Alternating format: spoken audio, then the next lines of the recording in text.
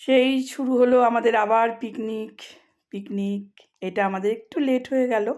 এটা আমাদের হয় ডিসেম্বর মাসের লাস্ট সানডেতে, বাট এবছর একটু প্রবলেমের জন্য আমাদের ডেটটা চেঞ্জ করতে বাধ্য হয়েছি। তাই জানুয়ারি মাসের 4 তারিখেই আমরা এই পিকনিকটা করব ঠিক করলাম। যেমন বলা তেমন কাজ। আমাদের এই পিকনিকে আমরা কেউই কিছু নিজেরা কিছু করি না, সবটাই অর্ডার করে বুক করে নিয়ে আসি, সেইভাবেই খাওয়া দাওয়া হয়। পিকনিকের কথা উঠতেই সঞ্চু ফোন করলো, সোমা এবারে কেকটা কিন্তু আমি দেব। যেমন বলা তেমন কাজ। চলে এলো, আমাকে বললো আমি টাকা পাঠিয়ে দিচ্ছি, তোর যেরকম ইচ্ছে তুই সেরকম কেক অর্ডার করে দে। চলে গেলাম দোকানে। তারপরে এই কেক আমাদের নতুন জীবনের কেক, আমরা আলিস থেকেই নিই প্রত্যেকবার, ওদের কেকটা খুব ভালো।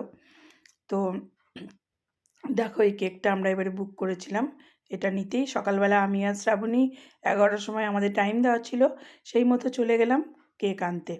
কেক নিয়ে সোজা আমরা চলে গেলাম পার্কে।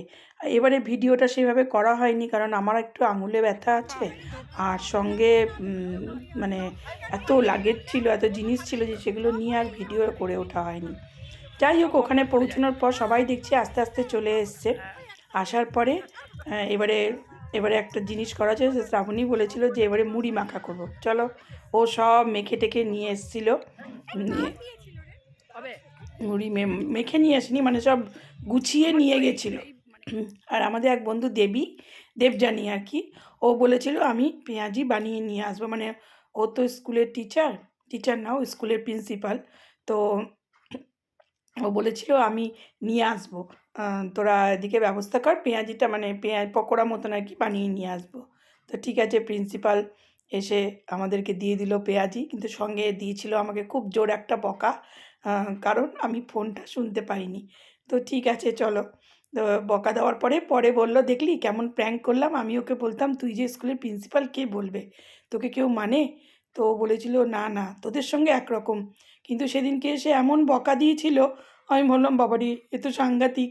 তখন দেবী বলল দেখলি কেমন প্র্যাঙ্ক করলাম, যখন ওই চেয়ারে বসি তখন ওই রকম, এখানে একরকম। ঠিক আছে চলো। তো আমাদের সবাইকে মুড়ি মেখে, দারুণ মুড়ি মেখেছিল শ্রাবণীর, সঙ্গে পেঁয়াজি একদম জমে মুড়ি খেতে খেতে চললো দেদার আড্ডা, সঙ্গে ছিল ছবি, সেটা তো আছেই।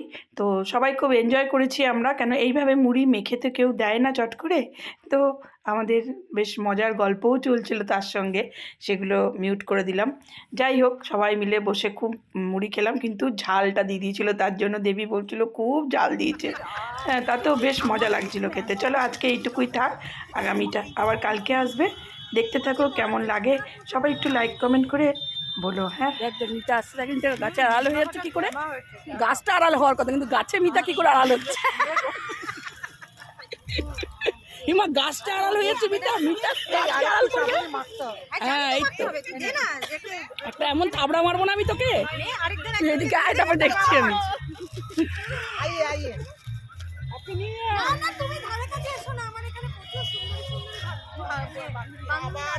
কিরকম ব্যাপার।